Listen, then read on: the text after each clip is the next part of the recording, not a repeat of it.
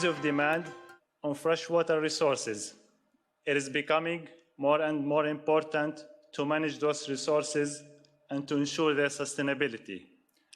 I was watching a report on TV, it was in Portugal, and they were talking about how the farmers were extensively growing avocado trees for the sake of big profit and abusing the pumping of water from wells or from the groundwater.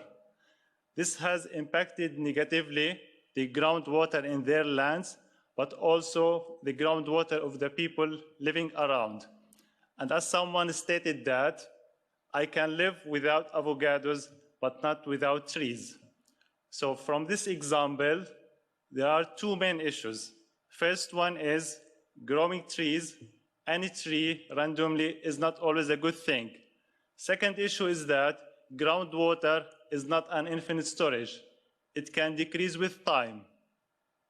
So from here, it brings the questions of how we can manage and predict our water resources in order to protect and reserve the groundwater.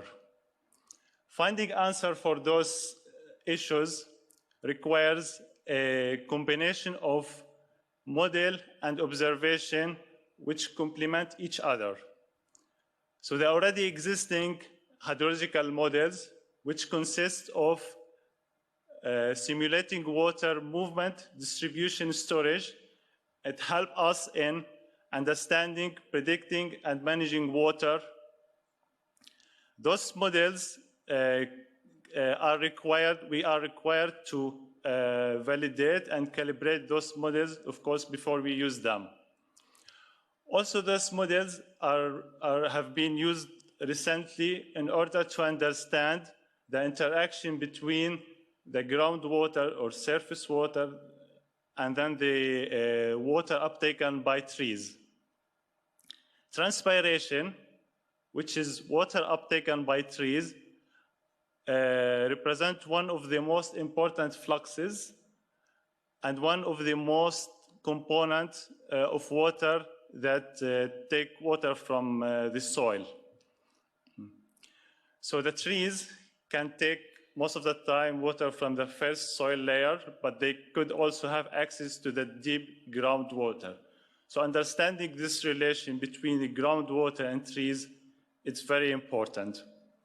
But one of the main challenges is that understanding how much water is taken by trees across the space and different locations and for different seasons is still challenging. In our research group, we have such a transpiration data that covers different locations, different species, and with different tree diameters.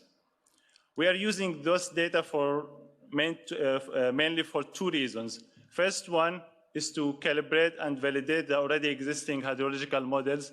Second reason is that to understand if there is interaction or relation between the groundwater and the trees.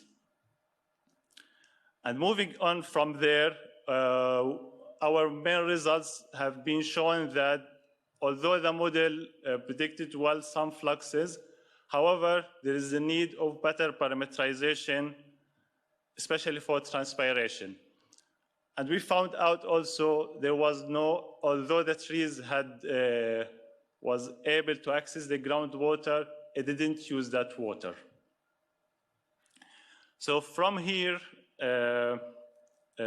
we move on of, like we say, the big advantage of using those models is to do prediction and do a simulation scenarios in which we can understand, for example, how this groundwater will change if we had a land use change. So if we do forestation or deforestation, or how the groundwater will change if we had a climate change.